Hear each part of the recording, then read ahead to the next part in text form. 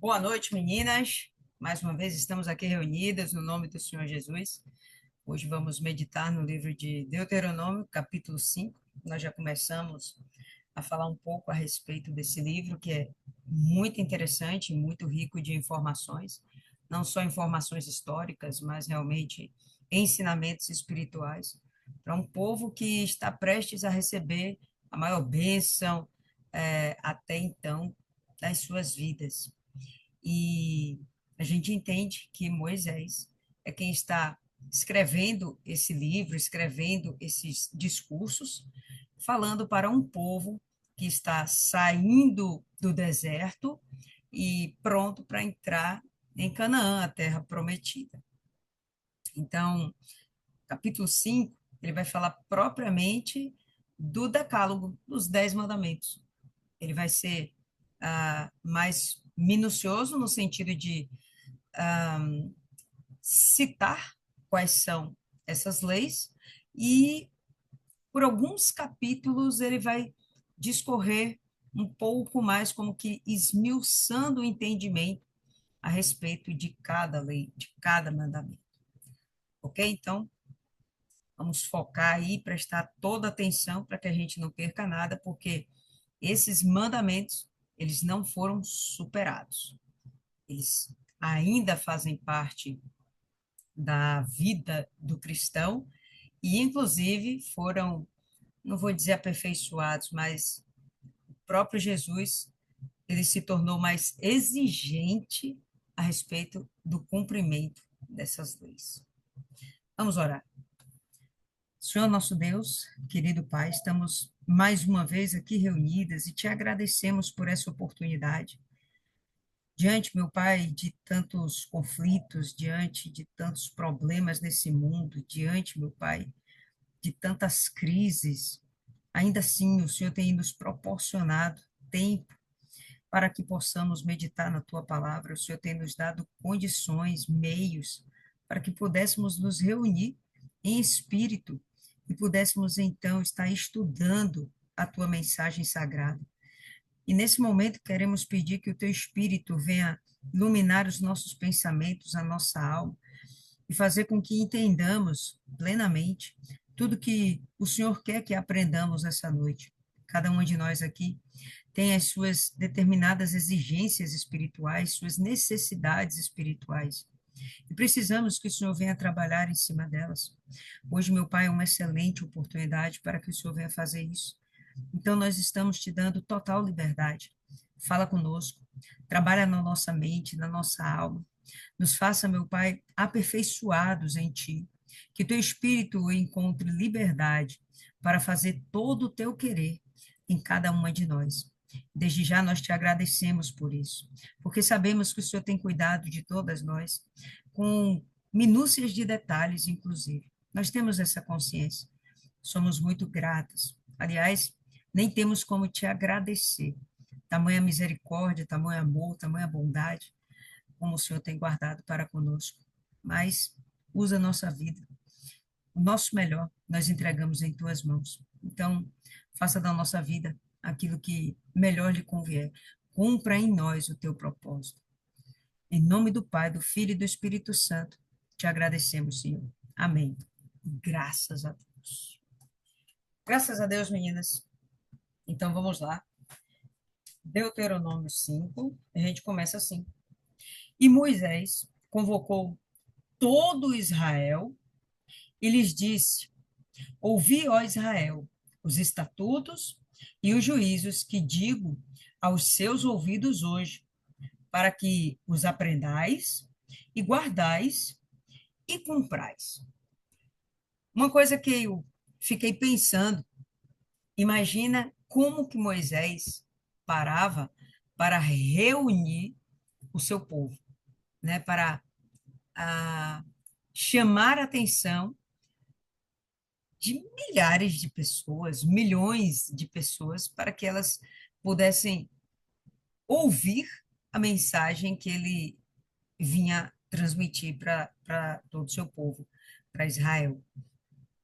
E, às vezes, a gente está num ambiente e conversar com duas, três pessoas e concentrar a atenção delas é complicado. Imagina Moisés chamar um arraial, né, uma multidão, com pelo menos aí 2 milhões de pessoas para ouvir a mensagem de Deus, sem um auxílio de megafone, caixas de som. Eu achei isso muito interessante. Só para chamá-las para perto de si, isso já seria algo um pouco complicado, porque mesmo que a gente grite, sei lá, vamos lá que a gente alcance 100, talvez 200 metros a nossa voz. Não sei se conseguiríamos que alcançasse mais que isso, não sei. Mas imagina juntar uma multidão de milhões de pessoas em seu redor e sua voz chegar lá atrás. Eu me lembro que eu fui uma vez no congresso da Uni e não tinha esse aparato de som. Então, a pessoa que falava lá no palco, ele passava a mensagem e as pessoas primeiras que ouviam repetiam a mensagem. E aí outras pessoas mais atrás ouviam e repetiam a mensagem. E assim ia, até chegar lá no fundo. Era uma estratégia para que toda aquela multidão ouvisse o que estava sendo tratado, né? Eu tento imaginar como é que Moisés conseguia alcançar a multidão das pessoas. Talvez ele reunisse só os líderes, né? Lembra que tinha os responsáveis, os líderes, né?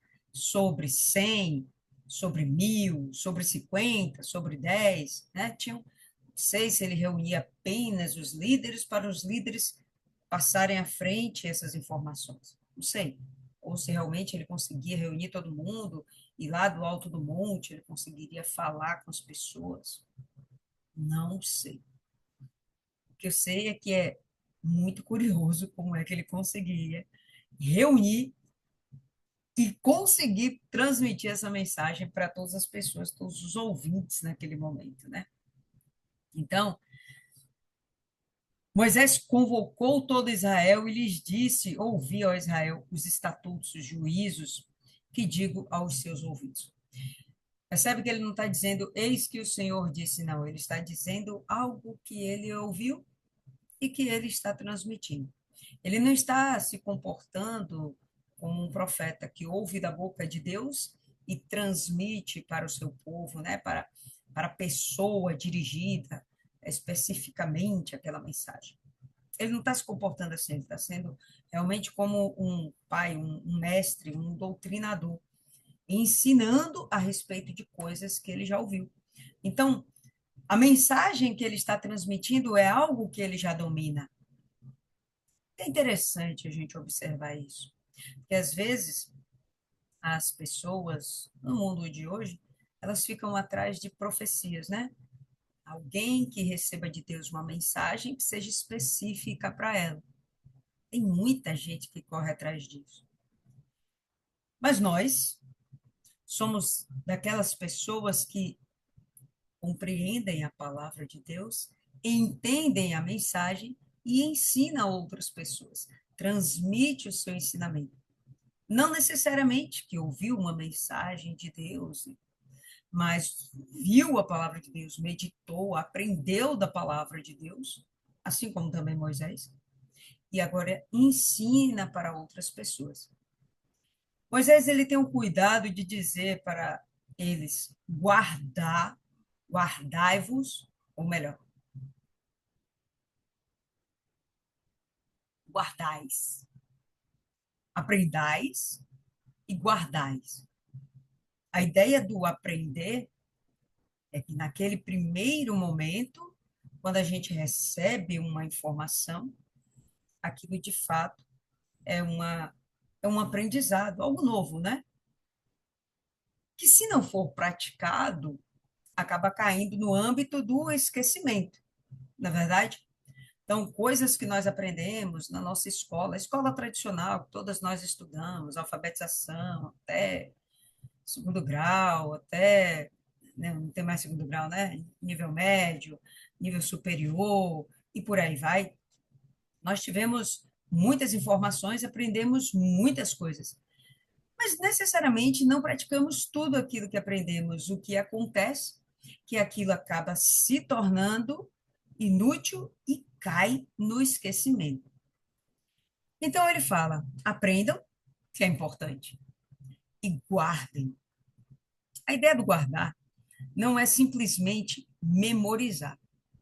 O guardar é aprender e cumprir tudo aquilo que foi aprendido. Quando a gente tem esse hábito de guardar, é quando a gente tem o hábito de praticar. Porque aí sim, praticando, a gente dificilmente vai se esquecer. Muitas aqui aprenderam a andar de bicicleta. Acredito que todas aprenderam a andar de bicicleta um belo dia. Ninguém nasceu andando de bicicleta. Porém, um belo dia, aprendemos a andar de bicicleta. E até que a gente dominasse aquilo, a gente caiu inúmeras vezes, né? Aquela pessoa responsável, o pai, a mãe, o tio, o irmão mais velho, segurava a bicicleta para a gente não cair, tinha rodinha, enfim, existiam ferramentas para que a gente pudesse realmente criar aquele aprendizado. Uma vez consolidado o aprendizado, através da prática, muito difícil a gente esquecer como se pedala. Podemos passar até 20, 30 anos sem pedalar, sem pegar numa bicicleta, mas no dia que a gente pegar, a gente vai saber muito bem o que fazer. Se a gente tem a prática de guardar os mandamentos de Deus, a gente pode até não ter necessidade em algum momento de praticar aquilo, mas quando for necessário, a gente vai saber muito bem o que fazer. É importante que a gente tenha essa consciência. Os mandamentos, os 10 mandamentos, como vamos ver daqui a pouco, junto com o que vem, né, que é destrinchado depois disso, eles não devem ser esquecidos. São importantes para que tenhamos paz em nós mesmos, paz com os outros seres humanos, paz com Deus. Extremamente necessário. E se não há uma prática disso, isso vai acabar caindo no esquecimento, a gente vai começar a abrir concessões. O que nós vemos hoje, demais, são ministérios, igrejas abrindo concessões. Né? Eu estava conversando hoje com uma evangelista e ela não está mais aqui, né? Ela está no exterior, viajou, foi para Portugal. E aí, coisas que ela está vivenciando, aonde ela está, e coisas que ela fica escandalizada. E outras coisas que eu não vou falar isso agora, mas depois eu vou compartilhar com vocês. Aqui não. Mas as diferenças de percepções do evangelho de acordo com a cultura, onde o que prevalece não é o evangelho, mas a cultura. Isso é extremamente sério. Existem, aqui no Brasil mesmo, denominações onde a cultura daquela igreja, daquela denominação, se permite algumas coisas. Nós temos congregações que permitem a bebida alcoólica, inclusive em nível de embriaguez. E eles acham que isso é normal. Nós temos denominações que já entendem que é normal uma pessoa ser homossexual ou homoafetiva, não sei como é que se fala mais isso hoje, e eles entendem que não, tudo bem, tá tudo certo. Isso é amor e Deus é amor. E por aí vai. Onde a cultura ela começa a interferir na palavra, ou pelo menos na compreensão da palavra, e faz com que a pessoa comece a praticar um evangelho fraco e mentiroso, falso. E o que nos importa dentro disso? que se verdadeiramente a gente fizer como Moisés falou, aprendermos da palavra e guardarmos praticando, a gente não vai ser enganado. Não importa aonde você esteja, você não vai ser enganado. E você vai praticar um evangelho sério. Você vai fazer o que realmente Deus espera que você faça. E ainda que você não esteja nesse nível de aperfeiçoamento, você vai lutar com as suas forças, com as suas capacidades, com o Espírito Santo, para alcançar esse nível de santidade, santificação, certo? Então, a ideia de Moisés é fazer com que essas pessoas não esqueçam o que Deus falou e não deixem de praticar, porque isso vai ser extremamente importante para o local aonde eles vão entrar. Não necessariamente por causa daquele lugar, não é o lugar, mas as pessoas com quem eles vão lidar, porque eles vão ter que ser testemunhas de Deus aonde eles pisarem a planta dos pés, e eles vão ter que ser firmes o suficiente para não se contaminarem com a cultura dos demais. A palavra, ela não muda, nem um tio, nenhuma vírgula. O Antigo Testamento fala sobre isso, e as últimas palavras do Novo Testamento também falam sobre isso. Então, ela não aceita mudança de compreensão. Ela é firme, ela é um prumo, e a gente tem que obedecê-la à risca. O Senhor nosso Deus fez conosco um pacto em Horebe. E aí, nesse momento, eu gostaria que vocês abrissem a sua Bíblia em Êxodo, no capítulo 19, e vamos ver um pouquinho sobre esse pacto que foi feito em Horebe. O que que Moisés está trazendo à memória desse povo que talvez nem estivesse no Horebe? Muitas dessas pessoas aqui com quem Moisés está falando provavelmente não estavam no Horebe, no Monte Sinai, né? Monte Horebe, Monte Sinai, é a mesma coisa. Não estavam lá para ouvir o que eles ouviram, para ver o que eles viram.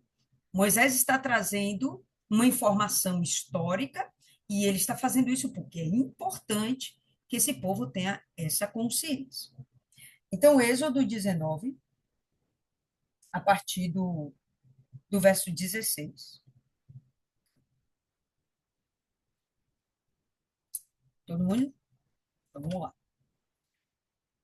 E aconteceu que, ao terceiro dia, ao amanhecer, houve trovões e relâmpagos sobre o monte, e uma nuvem espessa,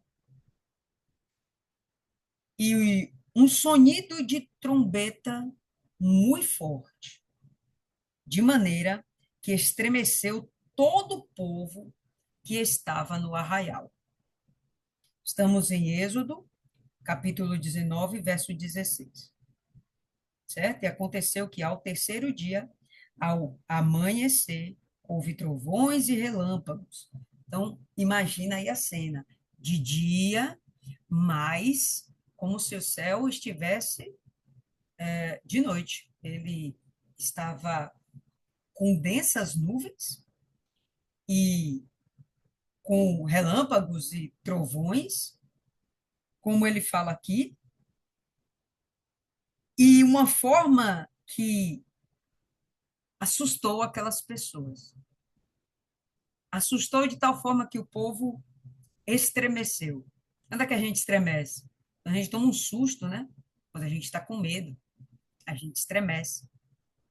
Essas pessoas estavam com medo do que elas estavam vendo. Se você se imaginar na cena, é realmente terrível. Há poucos dias atrás, mentira, poucos meses atrás, eu estava dentro de um shopping e minha irmã estava trovejando. E dentro do shopping, imagina, né? Aquele negócio fechado e aquele burburinho de pessoas, mas o trovão era tão forte que dava para ouvir como se tivesse do seu lado dentro do shopping. Essas pessoas aqui não tem nada protegendo elas, né? Elas estão num campo aberto, no meio do deserto, diante de um monte que está ah, recebendo uma manifestação gloriosa da parte de Deus.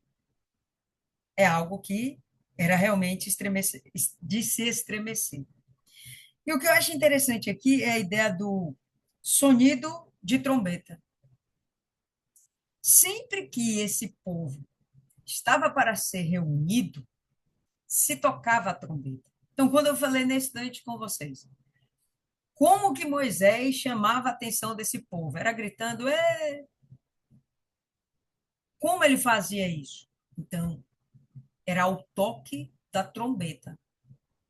Como Deus estava fazendo para reunir aquele povo, chamar a atenção daquele povo?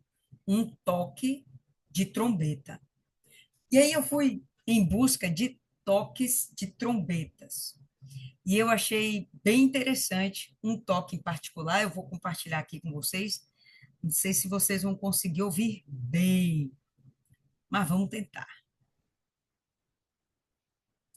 Esse seria um toque para chamar a congregação para perto para transmitir uma mensagem.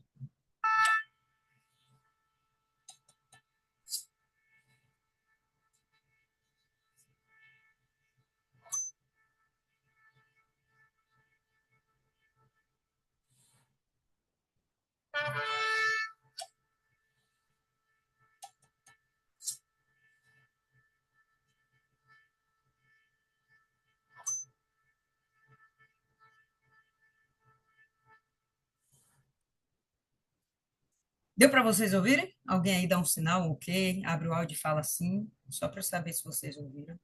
Um pouco. Pronto. E ficou baixo.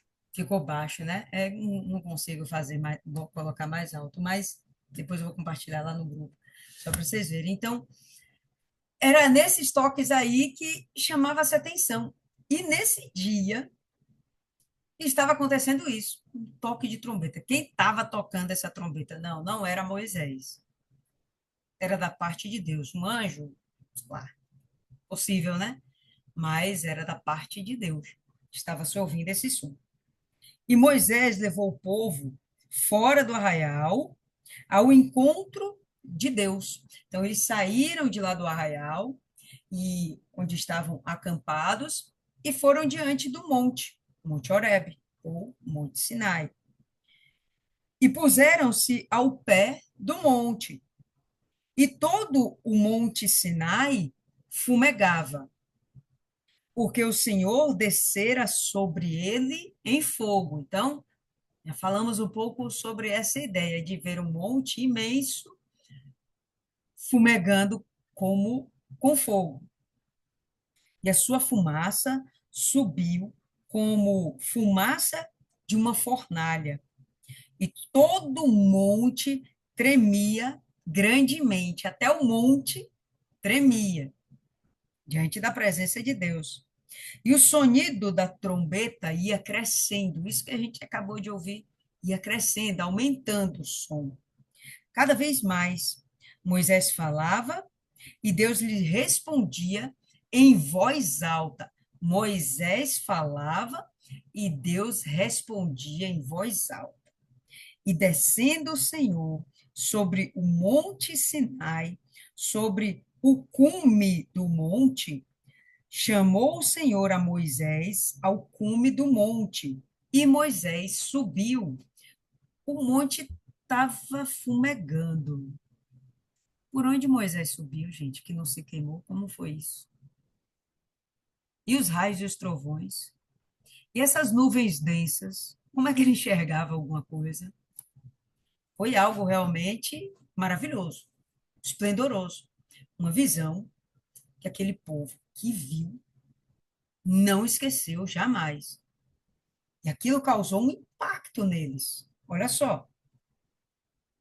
E disse o Senhor a Moisés: desce, adverte ao povo que não traspasse o termo para ver o Senhor, para que muitos deles não pereçam, não trespasse os limites, as fronteiras, né? Eles não se acheguem muito perto do monte, porque o monte era santo, e só chegava ali quem estava santificado.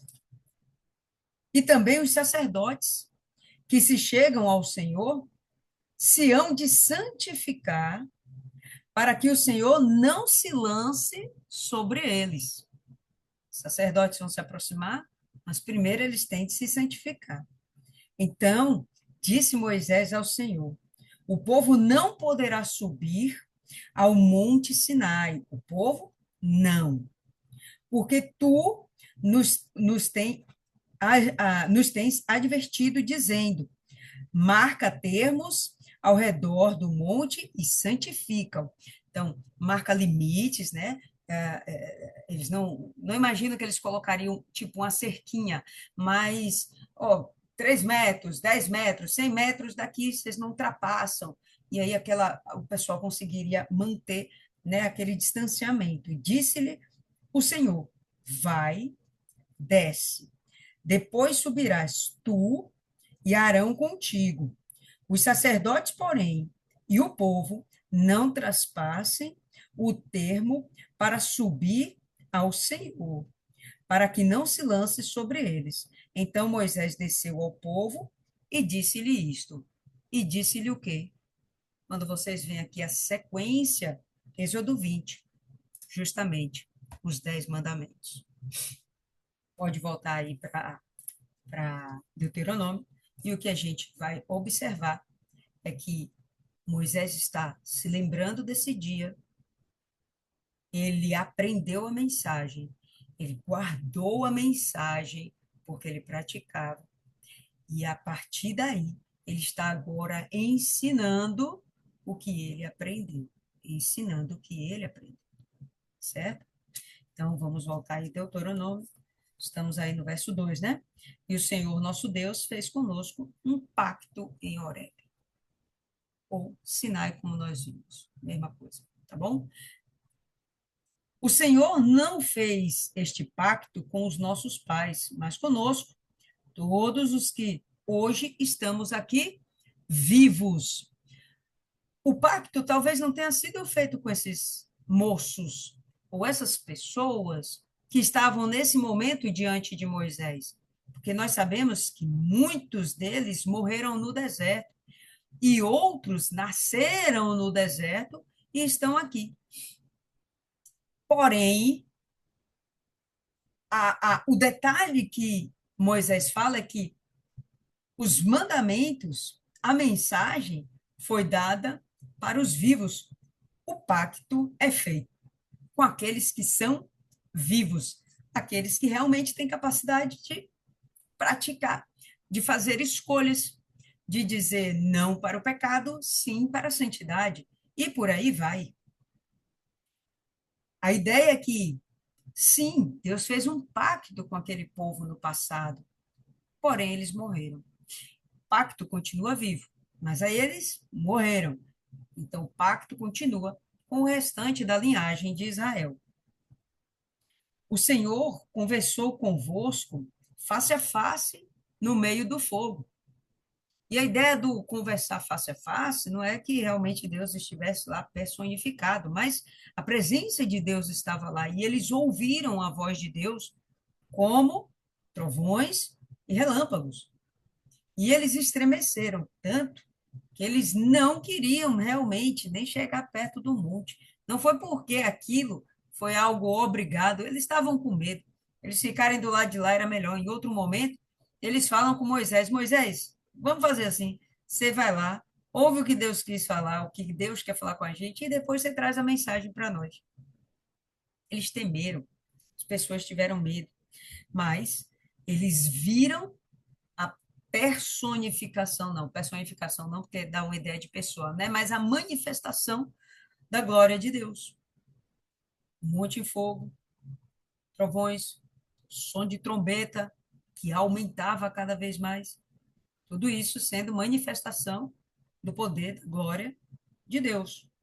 O Senhor conversou convosco face a face no meio do fogo. Naquele tempo, eu estava em pé entre o Senhor e vós, para mostrar a palavra do Senhor, porque tivestes medo por causa do fogo e não subistes ao monte. Então, a gente vê aqui que o povo ficou com medo. E eles se conformaram com, olha, vai, sobe tu, depois a gente está aqui e a gente ouve. É mais fácil a gente encarar um homem do que encarar o Deus vivo.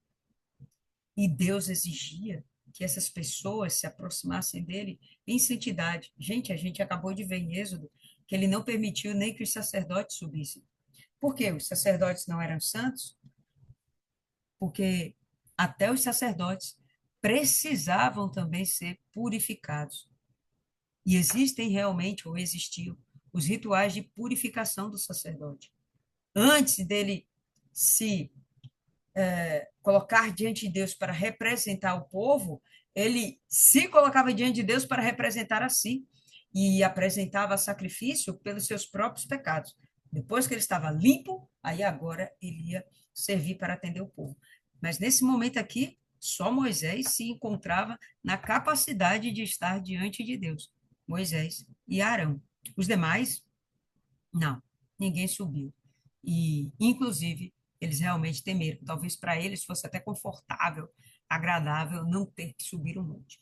Lembrando, era algo, de alguma forma, sacrificial, porque nós estamos falando de um monte que estava fumegando. Fumaça, fogo, tremor, era muita coisa. Nuvens espessas, e Moisés subiu lá. Não sei como é isso, não. Moisés era o cara mesmo, né? Enfim, eu sou o Senhor, teu Deus, que te tirou da terra do Egito, da casa de servidão. Casa de servidão igual a local de escravidão. Eu sou o Senhor que te tirei da escravidão no Egito, um cativeiro que eles ficaram no Egito. E daí ele continua: não terás outros deuses diante de mim. E esse povo lindo é normalmente, ou normalmente não, é o primeiro mandamento do Decálogo. Quando nós perguntamos, e aí, qual é o primeiro mandamento? É, amarás o teu Deus acima de todas as coisas. Mas o primeiro mandamento é exatamente esse aqui: não terás outros deuses diante de mim.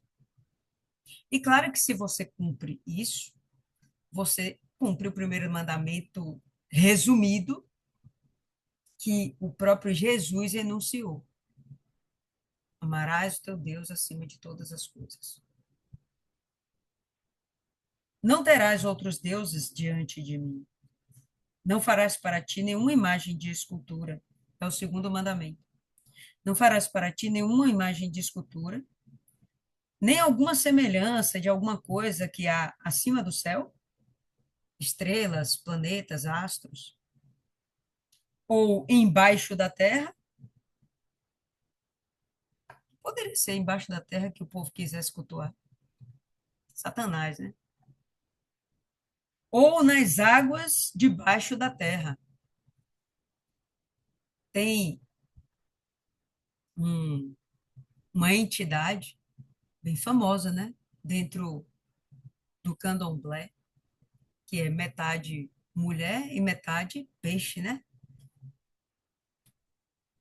Não farás para ti nenhuma imagem de semelhança de coisas que há acima do céu, embaixo da terra ou nas águas debaixo da terra. A ideia de não fazer uma escultura era justamente para que nós pudéssemos nos relacionar com Deus sem necessariamente vermos. A ideia do crer, do confiar, é necessariamente você não precisar ver, você não precisar usar os seus sentidos humanos para você crer e confiar no seu Deus, no seu Criador.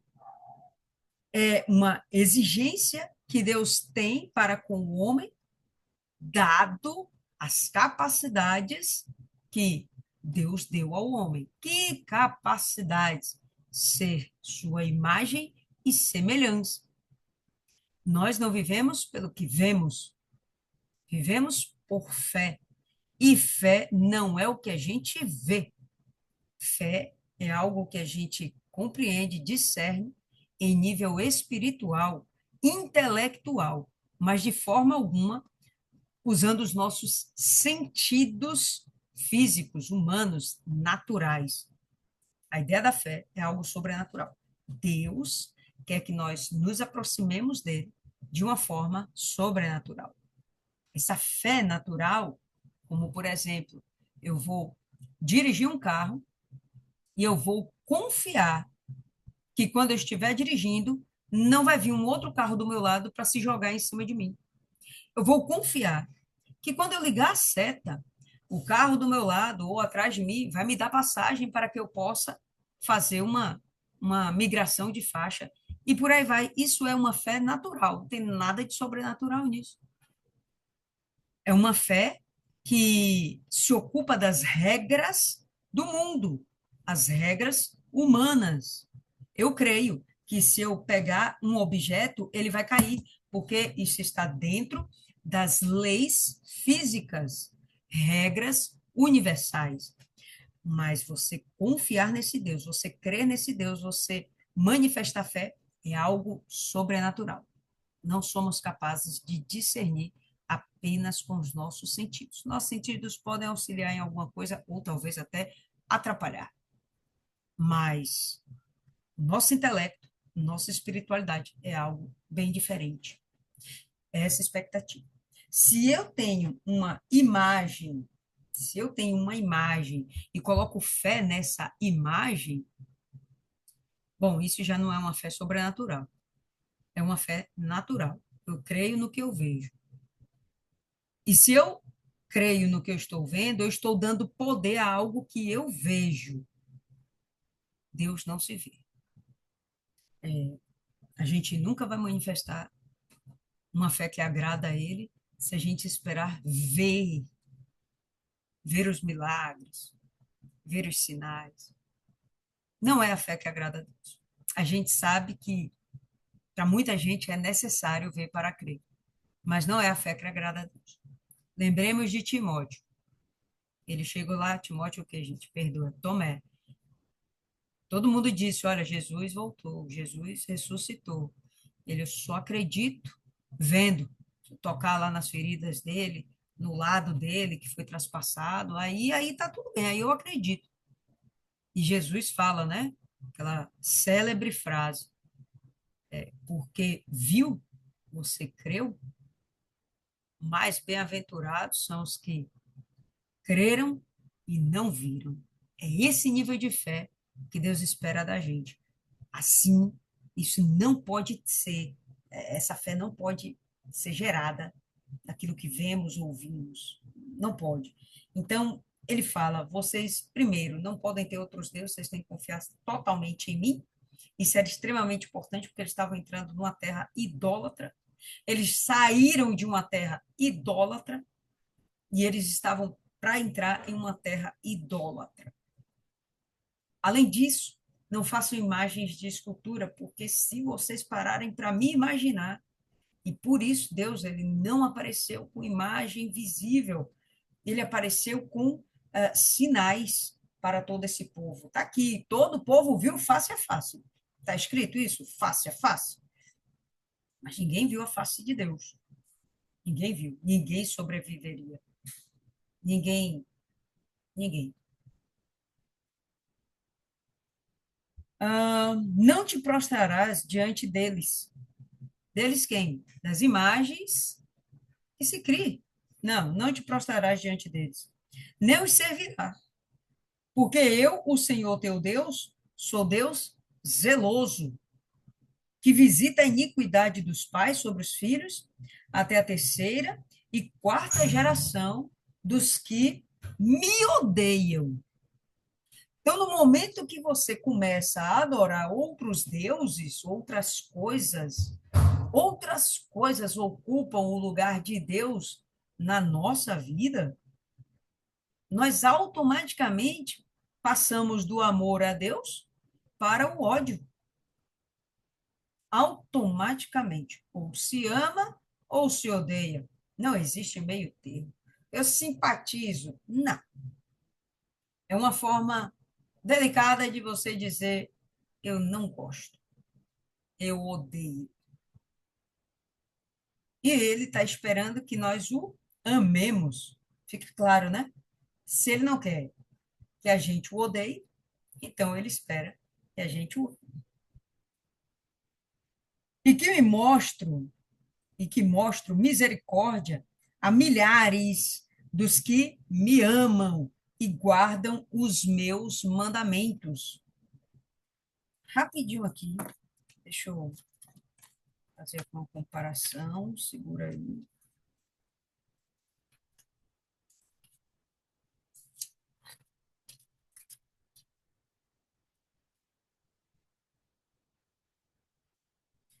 Eu peguei aqui uma outra versão só para ver se é isso mesmo, tá? E faço misericórdia a milhares dos que me amam e guardam os meus mandamentos, tá?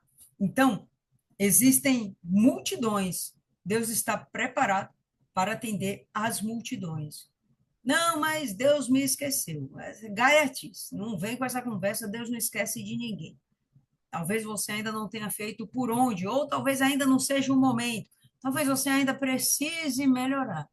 Talvez você precise ser aperfeiçoada pelo Espírito, ou talvez você mesmo tenha que abandonar costumes, hábitos, crenças, sentimentos, emoções, e por aí vai. E se a gente for olhar lá no nosso fundinho, talvez nem esteja tão fundinho assim, a gente vai descobrir que nós precisamos nos melhorar em muita coisa. Claro que a gente vai tendo esse discernimento ao passar do tempo, mas a gente observa que sim, nós precisamos melhorar muito. Mas aqui ele fala que ele mostra misericórdia a todos aqueles que amam e guardam os mandamentos. É condicional. Não tem como você amar a Deus se você não guarda o seu mandamento. Não, eu amo a Deus, mas eu quero continuar fumando. A gente não ouve isso de vez em quando? As pessoas têm seus pecados de estimação e elas não querem abandonar seus pecados de estimação, mas elas acreditam em Deus, elas amam Deus. Meu Deus, elas amam Jesus. Jesus é amor. E por aí vai. Fala, Maiana.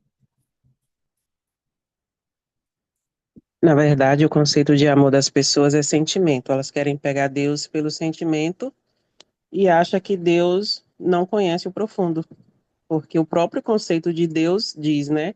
Um a ser adorado. Na verdade, elas não adoram nem essas entidades, porque elas dividem a fé em várias coisas. E quando o milagre acontece, elas nem sabem quem foi que realmente fez. E na minha cabeça é isso, porque pediu para um, pediu para outro, aconteceu, não sabe quem foi. E elas acham que, como criança birrenta, que chora, Deus vai obedecer aquilo ali, porque muitas vezes Deus, não é que Deus não ouve, Deus não responde. E às vezes não é nem que Deus não responde da maneira que elas querem. Porque Deus sabe que se der algo para uma pessoa que ela não está preparada, aquilo ali vai ser a perdição dela. Quantas vezes a gente vê pessoas que conquistam tudo na igreja, mas não conquistam o principal?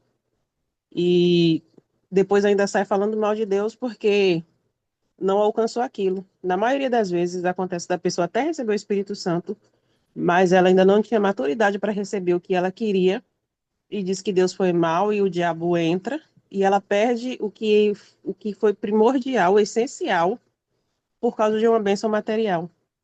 Elas estão acostumadas a ser imediatista. E os pais, hoje em dia, a gente vê isso até com os pais, que dizem: ah, meu filho não vai me amar se colocar limites. Você não precisa do amor do seu filho, você precisa do respeito. Deus, ele não quer o nosso amor sentimento, ele quer o nosso amor respeito, porque Adão e Eva viam Deus face a face, todos os dias, e isso não impediu eles de pecarem. E a gente ainda tem esse diferencial, como o Senhor Jesus disse. Bem-aventurado é quem não viu, mas creu. A gente ainda tem aquele bônus, digamos assim, por cima de até dos discípulos, porque os discípulos viram Jesus. E a gente não, mas a gente crê. E a gente está aqui se esforçando para ser o reflexo dele aqui nessa terra. Porque o que eu vejo Moisés falar aí vocês podem ir para onde vocês quiserem ir, ou, na verdade eles sabiam para onde ele ir, né? Mas, em outras palavras, vão para onde quer que vocês vá, mas não se esqueça quem vocês representam, a quem vocês pertencem. E as pessoas hoje esquecem isso até por causa das próprias bênçãos, porque quando na cabeça deles são respondidas, eles têm moral e podem fazer o que quiser. Pois bem, inclusive, como você aí falou, a ideia do amor está condicionada à obediência, não é realmente um sentimento. O amor está, a manifestação do amor está condicionada à obediência aos mandamentos, ao tal do guardar os meus mandamentos. Aí, pronto, você guardou os mandamentos, você provou que você ama. Às vezes, dentro dos nossos relacionamentos, marido e mulher, é um conflito eterno. O homem é uma cabeça, a mulher é outra cabeça, não tem jeito, né? Não andam no mesmo alinhamento, não andam. Então, é Deus que faz aquilo ali funcionar. Casamento é uma coisa, é uma obra de Deus. Para funcionar, é só Deus.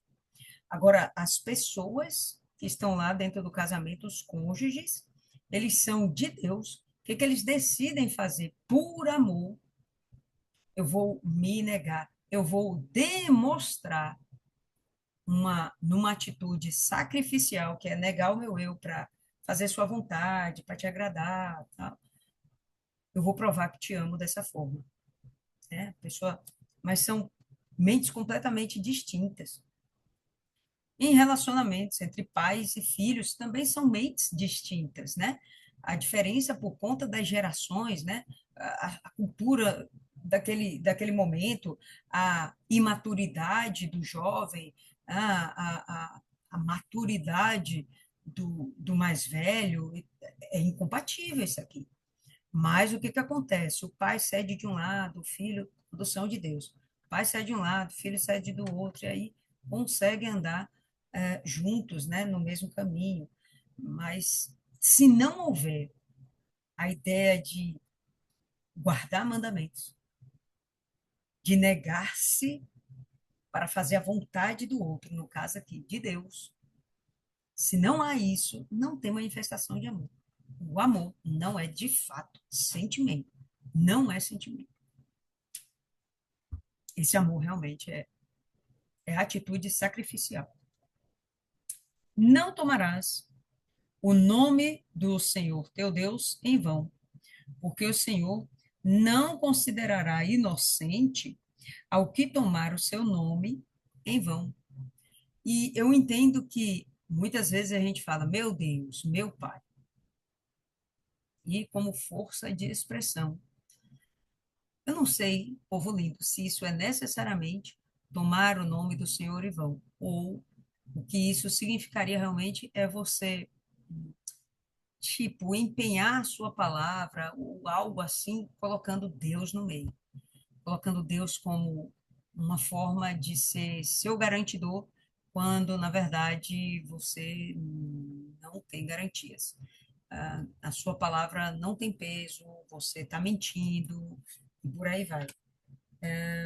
Não sei mesmo, até se vocês quiserem falar a respeito sobre isso, eu dou esse espaço aqui. O que seria, né, você usar o nome de Deus em vão? É só aquele meu pai, meu Deus, que a gente fala de repente, né? Como é que pode fazer isso? Como é que fulano fez isso? Ou se realmente seria você, eu entendo assim, né?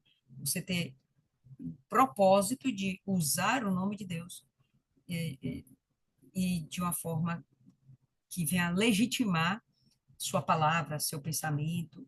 Isso aí, eu acho que não está certo. Dentro de congregações, a gente observa que às vezes os pastores, há autoridades espirituais que se utilizam do nome de Deus para legitimar a sua ideia, seu pensamento, mas na verdade eles acabam distorcendo a palavra de Deus, distorcem a Bíblia, e por aí vai. Como certa feita, um pregador aí falou, né, que Jesus, ele tinha uma casa na praia, né, que Jesus era muito rico, por isso que ele estava sempre pregando na praia, umas coisas loucas assim, que a Bíblia, ela não dá suporte para esse tipo de pensamento, esse tipo de ideia, mas que as pessoas acabam falando isso em nome de Deus. Então, eu penso que seria mais por essa linha, tá? Não necessariamente as forças de expressão que às vezes a gente usa, que naquele momento a gente está fazendo uma invocação, mas não é necessariamente em vão mesmo. Mas enfim, não tomarás o nome do Senhor teu Deus em vão. Esse aí, de verdade, é o terceiro mandamento. O primeiro mandamento, não terás outros deuses diante de mim. O segundo, não farás imagens e nem se prostrará, não adorarás, não servirás essas imagens, né? Esses falsos deuses. O terceiro mandamento, né? E ele vai falar também sobre a sua pessoa, que é não tome o meu nome em vão, não use meu nome em vão. Guardarás o dia do Shabá, o sábado, para o santificar, como o Senhor teu Deus te ordenou. E há um pensamento, pelo menos entre os judeus, de que o sábado é um momento onde você não deva fazer nada, nenhuma prática, nenhum exercício, nenhum esforço. E a palavra de Deus não dá necessariamente esse suporte. Não é que você não possa trabalhar, não possa fazer algo. É que tudo que você fizer seja voltado para meditação na palavra de Deus, para a oração, para o louvor, para a adoração a Deus. Então, Deus, ele separa um dia para isso. Olha, não vamos nos ater com nosso trabalho do dia a dia, aquilo que com que nós trazemos o pão para nossa casa, não vamos nos ocupar dessas coisas, festas, né, reuniões, não. Vamos nos ocupar de nos santificar e adorar a Deus. Deus separou um dia. Hoje, nós somos muito livres e eu acho que nós fazemos até mais do que isso aqui, porque se formos avaliar, a gente tira tempo para adorar a Deus, para meditar, para o buscar, para ouvir a sua palavra, até indo numa reunião, na congregação. A gente faz isso várias vezes na semana, não é só uma vez. A gente tem meios, né, digitais para que a gente possa ouvir até uma pregação, um louvor, enquanto a gente está até mesmo trabalhando, remunerado, né? Então, eu penso que a gente vai além do sábado, mas Deus, ele determinou desde sempre que primeiro você tem que adorar apenas a Ele e você tem que ter um tempo para cultuá-lo, e enquanto você o adora, você também se santifica. Há um processo de mão dupla. Enquanto você busca Deus, enquanto você busca fazer o seu melhor para Deus, você também está se aperfeiçoando, você está se negando, você está se lapidando, você está queimando a sua carne, você está trabalhando o seu espírito, você está fortalecendo a sua fé, você está aumentando o seu amor, você está cuidando da sua alma. Então, não penso que isso deveria ser restrito a apenas um dia, mas aqui nesse momento, Deus julgou ser necessário que ao menos um dia ao longo de toda a semana fosse integralmente usado para apenas ser feito isso. Nós hoje, eu acho que fatiamos isso, né? Nós não guardamos um dia específico para Deus. Nós acabamos adorando a Deus todos os dias. Paulo, ele acaba nos dando também essa liberdade de adoração, onde ele fala que agora já não importam, né? Festas, dias, luas, isso aí são coisas concernentes à lei, mas não abre mão de que a gente esteja sempre buscando conhecer a Deus, buscando se aprofundar na intimidade com Deus. Então, como eu falei há pouco, essas leis, elas não foram desprezadas. Na verdade, elas foram, inclusive, mais exigidas. Quando Jesus vem nessa terra, ele toda hora parava para orar. Ele não tirava um dia apenas para falar com Deus. Temos isso no decorrer dos evangelhos, né? Todo momento, Jesus tinha a oportunidade de falar do evangelho, adorar a Deus, servir a Deus. Todos os momentos. Ainda que ele cumprisse o Shabat, ainda que ele guardasse o sábado, porque ele era judeu e ele não infringiu nenhuma das regras que Deus colocou escrita no papel, ou melhor, escrita, né? Porque esse acabou sendo escrito. Deus não abriu mão de nada disso e Jesus cumpriu todas elas. Depois de Jesus, ele se tornou ainda mais exigente. Olha, eu não quero agora, não é só um dia de adoração, não. Vocês têm que buscar o Senhor e correr em conhecer ao Senhor. Vocês têm que se dedicar de toda a alma, todo o seu entendimento, todo o seu coração, todo o seu espírito, todo o seu amor, toda a sua força, por aí vai. Certo? Mas, enfim, esse vai ser o quarto mandamento. Quinto mandamento, 6 dias, ou não, aqui ainda é do quarto mandamento. 6 dias trabalharás e farás toda a tua obra. Mas o sétimo dia é o dia do Shabat, do Senhor teu Deus. Nele não farás nenhum trabalho, tu, nem o teu filho, nem a tua filha, nem o teu servo, nem a tua serva, nem os teus bois, ou os teus jumentos, nem alguns dos teus animais, nem o estrangeiro que estiver dentro das tuas portas, para que o teu servo e a tua serva possam descansar como tu.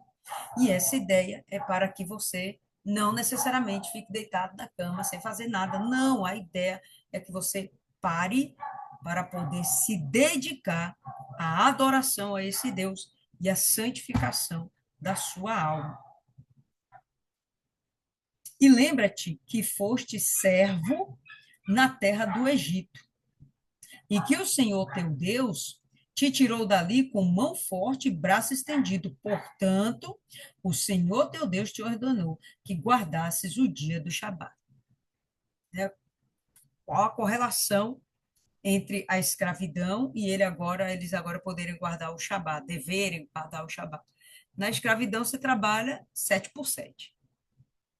É escravo, né? Escravo não tem hora para trabalhar. Escravo trabalha. É escravo. Então, olha, se lembra que vocês eram escravos, agora vocês não são mais escravos. Então, dediquem um tempo para cuidar da sua vida espiritual, da sua comunhão com Deus. Honrarás o teu pai e a tua mãe, como o Senhor teu Deus te ordenou, para que se prolonguem os seus dias e para que tudo te vá bem na terra que o Senhor teu Deus te dá.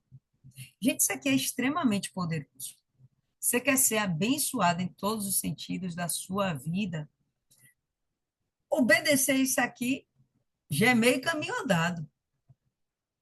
Honrarás teu pai e tua mãe para que se prolonguem seus dias, ou seja, você vai ter vida.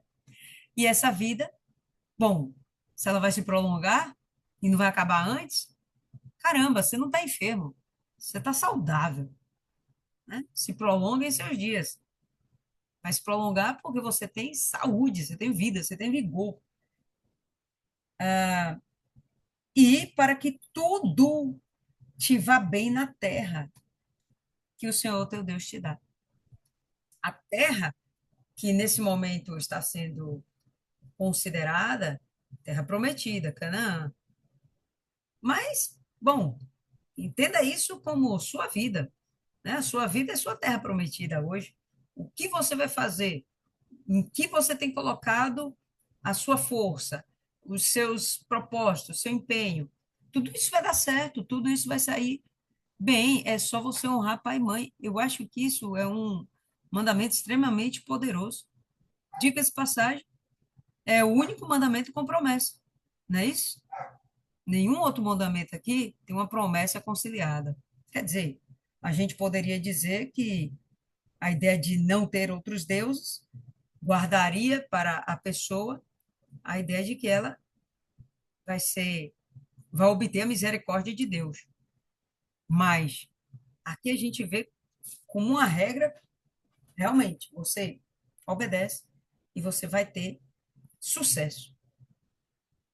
Cuidar de pai e mãe é coisa séria para Deus. Especialmente porque a gente vai envolver uma questão de amor, e quando eu falar amor, não é sentimento, vai ser sempre a noção de uma ação sacrificial. Amor, gratidão, reconhecimento. A Salmão ainda complementa, você quis dizer Salomão? Se quiser aí você abre o áudio e complementa, que eu não estou lembrado. Mas Sim, fale, o meu teclado me odeia. vá, vale. É, ele fala que o filho que não honra o pai e a mãe é companheiro do devorador. Ou seja, eu já contei da minha prima que aprontou com meu tio, e eu acho que não foi nem um ano completo, e ela morreu. E essa palavra veio direto, que o filho que não honra o pai e a mãe, os dias na terra não se prolongam. Eu acho que Salomão também fala isso, ou é no mandamento. Então, é algo que eu faço igual a Dona Cida. Eu temo e tremo. Né? E exatamente porque envolve essas coisas, pessoal. E Deus espera que a gente tenha esse sentimento de gratidão. Pelo amor de Deus, quando a gente nasce, somos completamente incapazes. Se deixar a gente lá só nascido, morreríamos em questão de poucos dias. Talvez a gente durasse aí um dia, 72 horas, mas a gente morreria. E aí, duas pessoas acabam se dedicando por completo às nossas vidas. Pode, Mariana, pode falar. Duas pessoas se dedicam completamente à nossa vida para que a gente venha a ter uma boa vida, e aí, no final do tempo, você desconsidera isso, não compreende a gentileza que, o sacrifício que essas pessoas fizeram por você, a manifestação de amor, isso é amor purinho, purinho, purinho. Fala, Mariana. É, esse meu tio, ele morreu recentemente. Acho que morreu mês passado. E ele tinha só essa filha, que dizem as más línguas que não era dele porque a mãe tinha um comportamento duvidoso. E aí ela casou, arrumou um marido aí, ela já tinha duas filhas. Eu acho que a mais nova era do cara que ela estava atualmente, e aí eles alugaram ele comprou, eles moravam num bairro lá em Botirama, e ela pegou empréstimo na aposentadoria dele e comprou uma casa.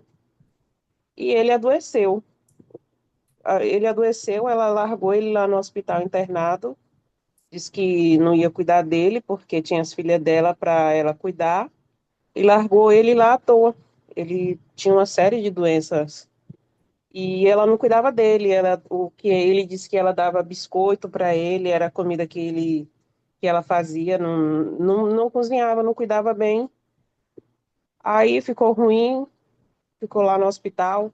Uma outra prima minha pegou, levou para cuidar quando teve alta. Aí tratou mal de novo, voltou. Lembra que eu chamei, que eu pedi a senhora para orar para a gente embarcar ele? Hum, Ah, pois ele não foi, não. Ele ficou lá um tempão. Eu creio que foi Jesus dando a oportunidade que eu tinha pedido, porque não era só levar, era para levar salvo. E tinha uma das cuidadoras que era cristã, então eu creio que ela deve ter falado de Jesus para ele também. E aí, quando passou um tempo, essa menina, do nada, assim, de noite, sentiu uma dor no coração. E o meu outro primo pegou, levou, botou ela no carro, levou para o hospital. Só que na porta do hospital ela já chegou morta.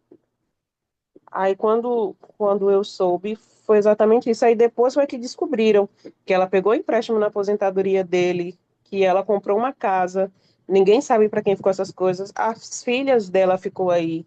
Eu acho que cada uma tá com o pai, se é que tá com o pai, mas jogada. E direto eu falo lá para as meninas lá em casa, porque mãe é um ser humano difícil. Mãe para suportar a mãe, tem dia que você tem que pedir, Espírito Santo, multiplica o teu espírito em mim, porque senão não vai dar certo. E aí, esses dias, estava todo mundo lá revoltada com ela. Numa tacada só, ela deixou as outras três tudo querendo cumprir o contrário desse versículo. E eu peguei e falei para ela disso. Eu falei, ó, eu faço a minha parte. Se ela quiser fazer o contrário, se vocês quiserem fazer o contrário, aí é com vocês. Mas vocês lembram de Marciana não, de Missilene, vocês lembram de Missilene?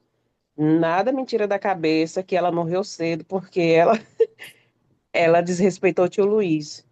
Então, se mãe quiser aprontar aí, ela apronta, mas o meu papel, a minha obrigação como filha é respeitar.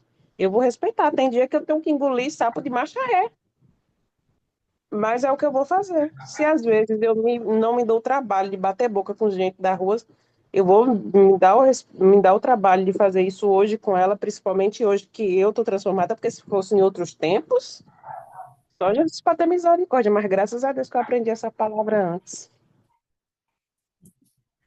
Pois é, Deu tempo.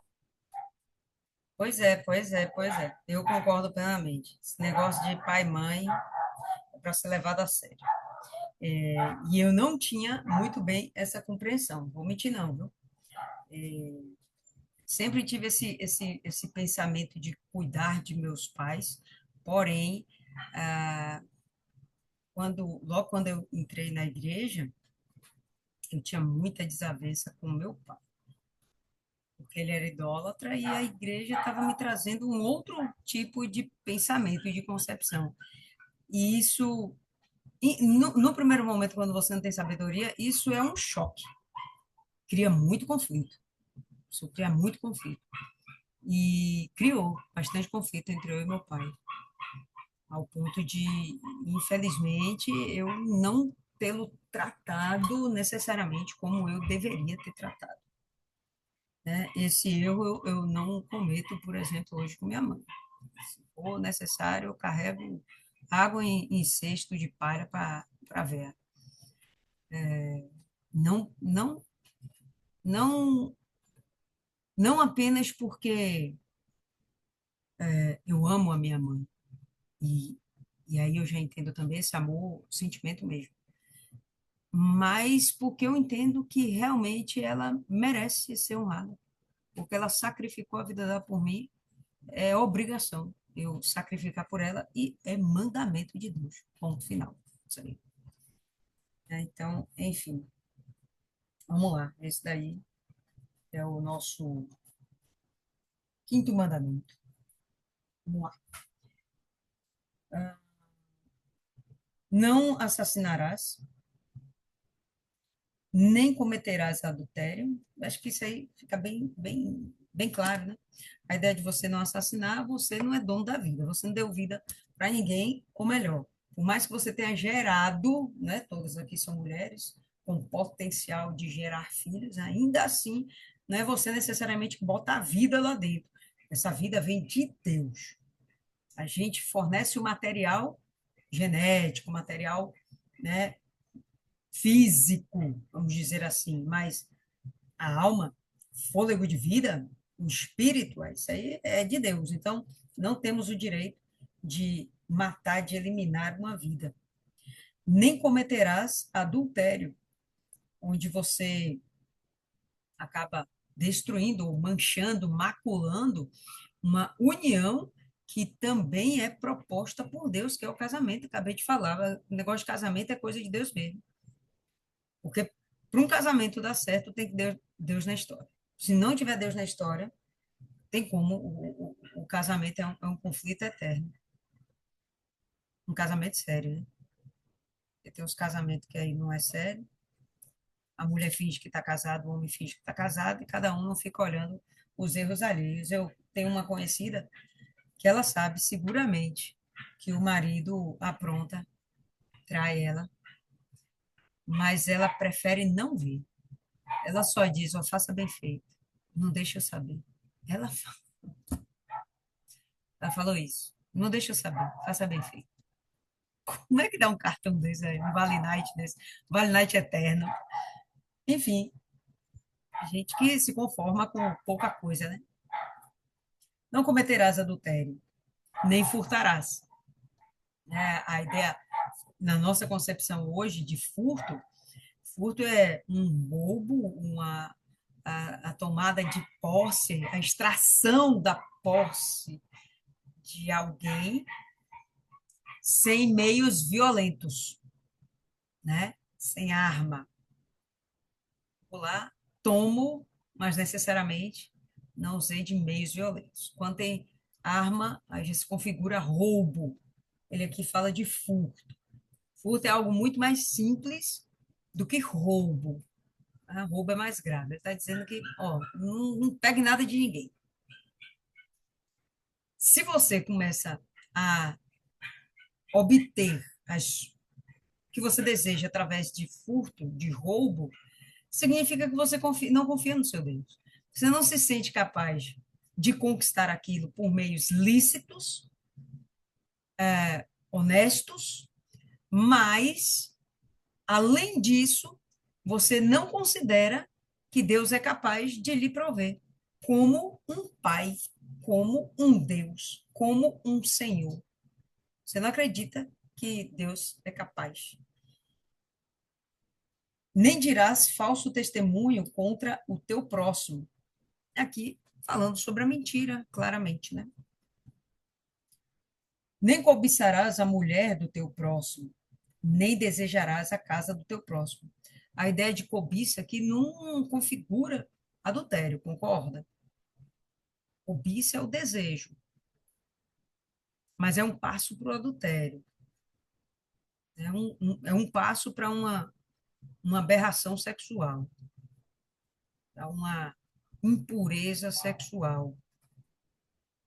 Porque a pessoa pode desejar e não necessariamente consumar o ato com a criatura. Porém, pode acabar se masturbando, pode ficar com aquilo na mente, e tudo isso se configura em impureza, que vai trazer consequências para a sua santidade. Não cobiçarás a mulher do teu próximo, e cabe, não cobiçarás o homem da tua próxima, né? Nem desejarás a casa do teu próximo, o seu campo, ou o seu servo, ou a sua serva, ou o seu boi, seu jumento, ou coisa alguma que seja do seu próximo. A ideia de cobiça, a ideia de desejo, inveja. Não, não, Deus não. É um tipo de sentimento que Deus rejeita. Ele coloca, ele chegou a colocar isso como um mandamento. Não invejar. A gente entende hoje que a inveja ela é mais poderosa do que um feitiço. E aqui ele está colocando como mandamento, não tenha esse hábito, porque realmente é algo poderoso, tem uma energia ruim envolvida na inveja, na cobiça, extremamente desagradável. E nós somos capazes, inclusive, de perceber quando as pessoas elas invejam a gente e manifestam inveja, ou até mesmo quando nós somos aqueles que invejam o sucesso da pessoa, as posses da pessoa. Nós somos capazes de perceber isso. Tem um conhecido que, no falar, às vezes eu percebo, pô, isso aí é inveja. Né? Fulano conquistou alguma coisa. Um exemplo, não, fulano conquistou um carro. Ah, mas também é um carro 1.0, é um carro que não tem multimídia, não, é um carro que não sei o quê. Ah, ele pagou mais caro do que devia. Sempre tem uma, um argumentozinho malicioso, né? Maldoso, juntamente com a observação, né? Com o comentário, ó, fulano conquistou um carro. Se fica aí só no conquistou um carro, é só uma observação, mas conquistou um carro, mas o carro é isso, é aquilo, se endividou, tal, tal. Parece que tem uma inveja, assim, tem um negócio ruim aí no meio, tem um negócio, não é uma coisa boa, certo? Então, de forma alguma, não é para desejarmos nada do nosso próximo. A gente pode até achar, pô, gostei daquela cristaleira da minha amiga. Gostei, achei bacana. Eu quero uma para mim. Mas tu não vai pegar a dela, né? Tu vai se esforçar para comprar a sua. Nada te impede, né? Você pode ter também o que o outro também tem, mas necessariamente não desejar o do outro. O do outro é do outro, não é assim? Estas palavras o Senhor falou a toda a vossa assembleia no monte, no meio do fogo, da nuvem e da espessa escuridão. Mas lembra que isso foi logo ao amanhecer que aconteceu, mas estava em espessa escuridão. Logo que amanhece, a gente tem um solzinho nascendo, né? Mesmo que o dia esteja nublado, a gente tem iluminação natural. Os raios do sol conseguem atravessar as densas nuvens e a gente consegue enxergar, andar, trabalhar, fazer as coisas do dia a dia, normal. Mas aqui ele está falando de uma espessa escuridão, de uma densa escuridão. O dia se tornou como noite. Só Deus para tornar uma coisa dessa possível. Com grande voz, e nada mais acrescentou. E as escreveu em duas tábuas de pedra e as entregou para mim. E aconteceu que, quando ouvistes a voz do meio das trevas, pois o monte ardeu em fogo, estava tudo escuro, e só ressaía, reluzia o monte fumegante, brilhando com fogo. Vos aproximastes de mim, e todos os cabeças das vossas tribos e os vossos anciãos.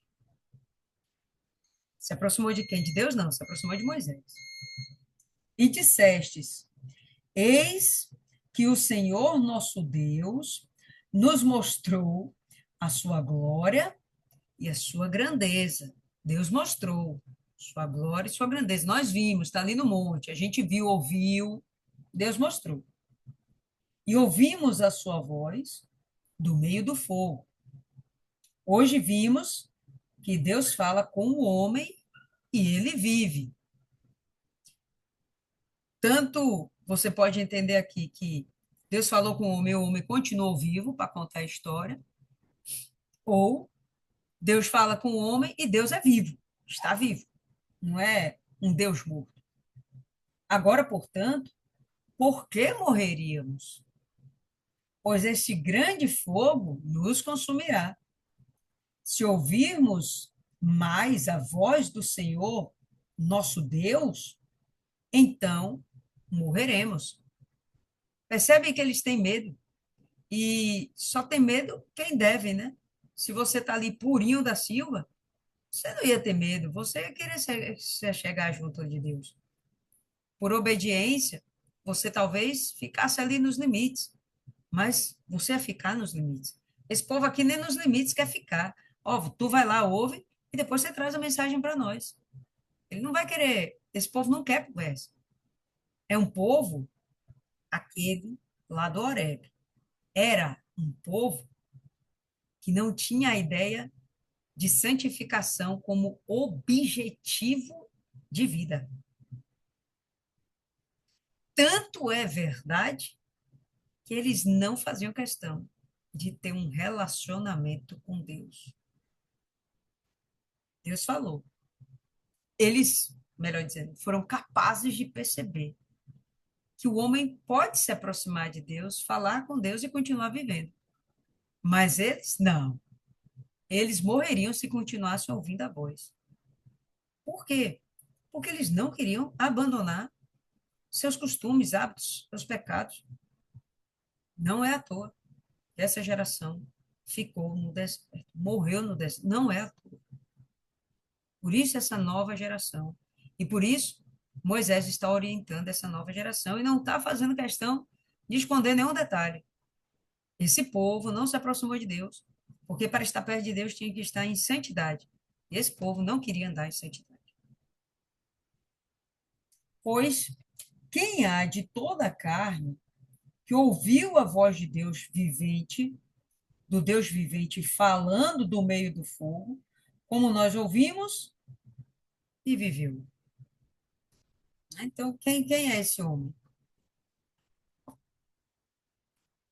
Acho que até aquele momento, eles nem tinham experiências tão profundas assim com Deus. Não tinham, né?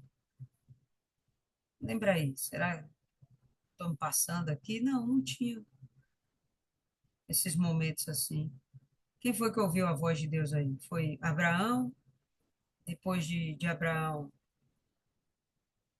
Depois de Abraão, quem mais? Teve Rebeca, né? Quem mais? Não era tão comum. Deus falava particularmente com um com o outro. Mas o que aconteceu? Sara Isaías, né? também, né? Israel, quem mais? Isaías. Quem? Sara. Isaías. Não, mas Isaías já é depois. Isaías aqui ainda não existe. Não estou falando desses profetas, não. Eu estou falando antes. Entre Abraão e esse momento aqui, da libertação do cativeiro. Nunca houve, assim, um momento em que falasse com muitas pessoas, né? Lembra isso, eu estou esquecendo. Não tinha. Então, houve um momento de muitas pessoas verem, foi esse aqui. Foi no Sinai. Anteriormente, foi pontual. Falou com Sara, verdade. Falou com H. Não, mentira. Quem falou com H foi o anjo. Fala, Maiana. Fora que eles questionavam, né, se Deus realmente falava com Moisés. Miriam e Arão não levantou esse motim e esse questionamento que Deus só falava com eles, e no momento em que Deus reuniu eles lá e falou com voz de trovão, eles viram, porque é muito fácil querer a posição de destaque, mas ninguém sabe o que que a pessoa paga, o preço que a pessoa paga para estar ali. Moisés, ele pagou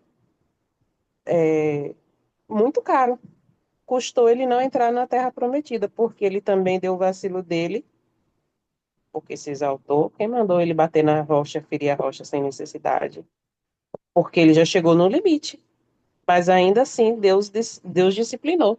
E quando Deus falou ali, todo mundo viu que ouvir a voz de Deus não era tão fácil, não era essa maravilha toda, porque eles estavam acostumados a pecar, Moisés ia lá, intercedia, Deus perdoava.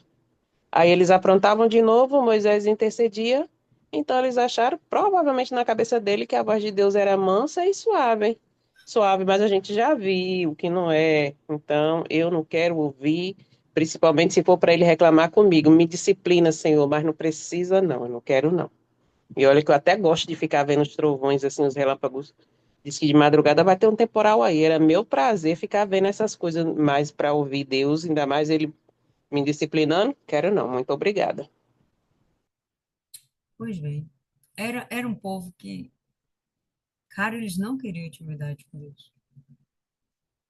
Não queriam. Quem há de toda a carne que ouviu a voz de Deus vivente, falando, do meio do fogo, como nós ouvimos e viveu. Aproxima-te tu, e ouve tudo que o Senhor nosso Deus te falar, e tu nos dirás tudo que o Senhor nosso Deus te falar, e o ouviremos e o faremos. Ao menos eles assumem o compromisso de ouvir e obedecer, né? Pelo menos isso, mas eles tinham medo, cara. Tinham medo, eles não queriam. Isso eu acho que é extremamente pesado, pesado. Você tem um A Deus, consciência pesada, sabiam que não sim. faziam nada certo, sabiam que na hora que a balança pesasse, não ia ser a favor deles. Quem ia se atrever? E o Senhor ouviu a voz das tuas palavras quando me falaste, e o Senhor me falou. Eu ouvi a voz das palavras deste povo, e o que eles disseram a ti. Tudo que eles disseram, falaram bem. Deixa eles lá longe, eu vou falar com você. Ó, se houvesse neles um coração, de modo que me temessem, e guardassem sempre os meus mandamentos, de modo que tudo lhes fosse bem e com seus filhos para sempre, de modo que tudo lhes fosse bem. Ou seja, vai dizer a eles: entrai outra vez em vossas tendas. Mas quanto a ti, fica aqui comigo, e te falarei todos os mandamentos, e os estatutos, e os juízos, que ensinarás a eles, para que possam cumpri-los na terra que lhes darei como possessão. Ele não fala nem para cumprir no deserto, né? Cumprir na terra quando eles tomarem posse. Então, até Deus tem essa compreensão de que levaria-se um tempo para que eles absorvessem a mentalidade de aprender a palavra de Deus e obedecer, praticar, guardar. Deus entendia que esse povo ia precisar de um tempo, e esse tempo não seria no deserto. Esse tempo vai ser na terra prometida. Então, enfim, havia a necessidade de uma maturidade espiritual. E até ali, esse povo não tinha. Então, o próprio Deus reconhece que eles não tinham um coração que temessem a Deus. Eles não guardavam os mandamentos. E, assim, tudo que eles faziam não prosperava. Não dava certo. Não prosperava. Mas quanto a ti, fica aqui comigo, falarei os mandamentos, estatutos, juízos, que ensinarás a eles para que possam cumpri-los na terra que lhes darei como possessão. Portanto, observe e faça como o Senhor teu Deus vos ordenou. Não vos desvieis para a direita ou para a esquerda. Andareis em todo o caminho que vos mandou o Senhor vosso Deus, para que vivais, e que tudo vá bem convosco, e para que prolongueis os vossos dias na terra que possuíres. Eles ficaram um tempo, 2 tempos. Israel ficou um tempo, 2 tempos na terra prometida e perderam, voltaram agora, mas, meu Deus, o que hoje é Israel diante do que era a terra prometida é ridículo, ridículo, ridículo. Eles perderam demais, né? Ah, cabendo ao nosso entendimento, abranger essa compreensão de que o que nós podemos alcançar é algo muito grande. Não falo das coisas aqui terrenas, materiais, mas o cumprimento do nosso propósito aqui nessa terra. Todo o propósito que nos cabe. Tá? O primeiro propósito que tem que ter na sua cabeça aí, propósito de vida. Qual é o meu propósito de vida? Servir a Deus. Entendeu? Até hoje, eu converso com pessoas, obreiros. Eu não sei qual, não sei o que Deus quer de mim. Eu já tive esse questionamento. E claramente, eu não era guiada pelo Espírito Santo, claramente, claramente. E aí eu fiz isso, falei isso com uma obreira na época, e ela chegou e fez uma oração. E eu gravei essa oração, velho. Nessa oração, ela pedia para que o Espírito Santo falasse comigo e me mostrasse, porque eu estava perdida. E aí, assim, caiu aquela ficha na hora. Hum, quem me dá a direção é o Espírito Santo. Quem me mostra qual é o meu propósito é o Espírito Santo. Então, eu tenho que buscar do Espírito Santo. Quando o Espírito Santo vem sobre a gente, uma das primeiras coisas que nós entendemos é que somos de Cristo, somos de Deus. E a nossa missão automaticamente é servir esse Deus. Não tem muito mistério, né, povo lindo? Não tem muita dificuldade de entender isso. Então, se uma pessoa até hoje no nosso meio, depois de alguns anos dentro de uma congregação, né, ouvindo inúmeras pregações, tendo acesso à Bíblia, ainda chega e fala, eu não sei o que Deus quer de mim, você desconfia, né, se ela tem o Espírito Santo mesmo ou não. No mínimo, a interrogação cresce diante da sua mente, na hora que você ouve uma pessoa falando assim. E não foram poucas pessoas que eu já ouvi falando isso. Não sabe qual é o seu propósito. Pois bem, nosso primeiro propósito é servir a Deus. Caramba, cumpre o teu propósito. que as demais coisas serão acrescentadas. É simples assim. Andareis em todo caminho para que vos mandou o Senhor vosso Deus para que vivais e tudo vá bem convosco. O que que você entende que é tudo? Caramba, é tudo é tudo, né? Tudo é o seu ministério, tudo é a sua família, tudo é sua saúde, sua vida material, tudo são os seus prazeres de vida, tudo. Fim. Não é muito difícil. Mas vamos lá, pessoal, extrapolamos aqui um pouquinho, perdoe, mas está valendo que a gente está com um dia de atraso ali, né? Enfim. E aí fica para vocês hoje o quê? Maiana já falou aí um pouquinho. Quero ouvir aí Vanessa. Fala aí, Vanessa. Bom, essa meditação, como todas, né? São tanta reflexão, tantas reflexões, né? Mas antes de tudo, é que a meditação é como se fosse uma prática, eu sei que é espiritual. A gente começa a ler cada versículo de uma forma diferente, esmiuçando assim com outro olhar. E quando eu medito também sozinha, eu aprendi. Eu acho que com essa prática, apesar que só sábado que eu consigo assistir, para mim veio um ensinamento, sabe? Eu vou lendo assim, tá sendo rico assim, Deus falando comigo, alguns detalhes. Então, esses detalhes aqui que a gente viu aqui nesse versículo também foi bem importante. É, esses 10 mandamentos, né, que foi a ordem, né, leis que Deus botou mediante o caos que estava ali. Coitado de Moisés, não foi fácil pela quantidade de pessoas. Então, tinha que ter uma lei mesmo para estar ordenando, colocando ordem naquele ambiente e que a pessoa entrasse em santidade e tivesse acesso a Deus, né? Esse foi meu entendimento, né? Em relação à cultura, né, como a senhora falou, eu vejo até isso lá no meu trabalho, né? Que tem alguns, eu não vou dizer cristãos, eu vou dizer evangélicos, que se contaminaram com a cultura, mas às vezes eu penso assim, acho que será que é a igreja mesmo que está ensinando errado ou a pessoa que não quer renunciar, né? Porque seguir a Deus você tem que renunciar, pegar sua cruz. Eu vejo isso, que as pessoas não querem mais renunciar à sua própria carne, seu próprio. E é importante a gente estar relendo, né? Até lendo algumas coisas assim, poxa, isso aqui eu tenho que melhorar. Vou honrar o pai e mãe, meu pai é o meu calo, sabe? Aí tem horas que eu paro assim e. Não, eu tenho que. Meu Deus, me ajuda, me dá paciência. Então é isso. E eu também observei é sobre que ele detalhou alguns mandamentos, né? Alguns foram bem detalhados, assim, ele deixou bem detalhados, e outros não, foi bem assim. Não matarás, não cometerás adultério. Foi bem sucintos, bem mais detalhados. E por último, eu achei que sem Jesus a gente estava ferrado.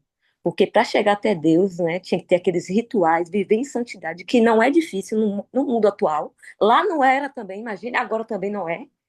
Eles viram a maravilhas, a gente vê milagres, mas eles vivenciaram o mar se abrir e não conseguiram. Então, Jesus aí foi fundamental para a gente estar seguindo, né? Foi isso, esse ensinamento dessa meditação, muito bom. Valeu. Viviane. Manoel. Vanessa já disse tudo aqui. Ele disse tudo, a mesma coisa que eu entendi. Tá bem claro, né? Deus falando sobre esses mandamentos, direcionamento, né? Que é para a gente aprender, a gente cuidar e cumprir. Cumprir é praticar, né? Como a senhora mesma falou, você pratica, você vai gravando. Você vai praticando, você vai gravando. Não tem como você esquecer, né? Da palavra de Deus. E também mostra muito sobre a grandeza de Deus, né? Os fenômenos aqui que aconteceu naquela época. Aí mostra muito, me remeteu muito à grandeza, à grandiosidade de Deus, né? E a soberania dele. Tá relatando também sobre isso, né? Aí fala também para você o crer, sem você ver, você confiar, né? Amar a Deus, guardar seus mandamentos. Então, foi isso que ficou para mim. Foi bem claro, bem direto assim. E no finalzinho eu achei assim Deus zeloso. Ele é zeloso, né? Você vê que ele anunciou o mandamento dele, né? O que tinha que fazer, tinha de cumprir e ainda tipo assim, aguardou o pessoal ainda entrar na Terra Prometida para poder fazer, cumprir aquilo que ele ensinou. Olha como Deus é zeloso, olha como ele é cuidadoso. Até conosco é a mesma coisa. No dia de hoje a gente, né, vê isso, a paciência dele para nos ensinar no tempo certo, para a gente aprender. Meu Deus, que paciência que o Senhor tem com a gente, viu? Eu fico assim pensando. Ele é zeloso, ele cuida de nós. Então foi isso que ficou para mim, meninos. Boa. Dona Rosa, e aí, Rosa, se aproveita, faz a oração final. Eu vou encerrar daqui a pouco, mas eu vou pedir para vocês ficarem, tá? Fala aí, Rosa.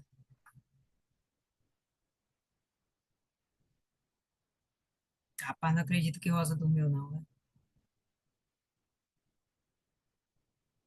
Rosa dormiu. Então, deixa lá. Vou concluir aqui com vocês, vou fazer a oração final, vou encerrar, mas não sai da sala, tá certo? Senhor nosso Deus, te agradecemos, meu Pai, grandemente, porque o teu propósito tem sido cumprido em nossas vidas. Tem sido dentro de nós despertado o desejo em te conhecer cada vez mais.